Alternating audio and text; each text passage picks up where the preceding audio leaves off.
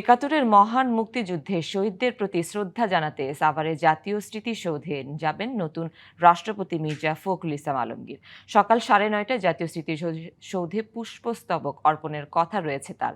এরপর তিন বাহিনীর পক্ষ থেকে তাকে গার্ড অফ অনার দেয়া হবে।